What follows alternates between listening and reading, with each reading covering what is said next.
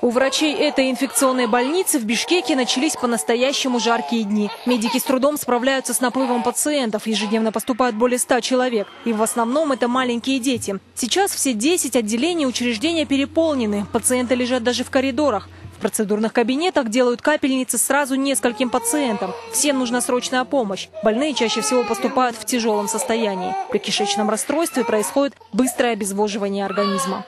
Это страдают санитарно-гигиенические условия среди нашего населения. Значит, употребление в летний период жару скоропортящихся продуктов.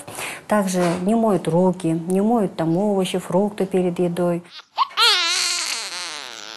Этому малышу нет и месяца. У него все симптомы острой кишечной инфекции. Врачи говорят, мама недостаточно обработала детскую бутылочку, давая воду, либо сама съела что-то несвежее. Инфекция попала с молоком. С таким же диагнозом поступила и полугодовалая Раяна.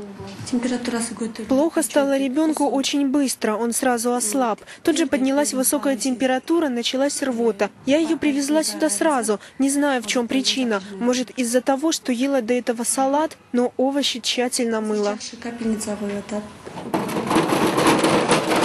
Врачи указывают на то, что многие кыргызстанцы не соблюдают элементарные санитарные нормы, когда пьют в общественных местах газированную воду или перекусывают в сомнительных заведениях. В этой столовой, она находится на рынке, хозяева поставили умывальник. Но вот повар и официанты работают не в специальной одежде.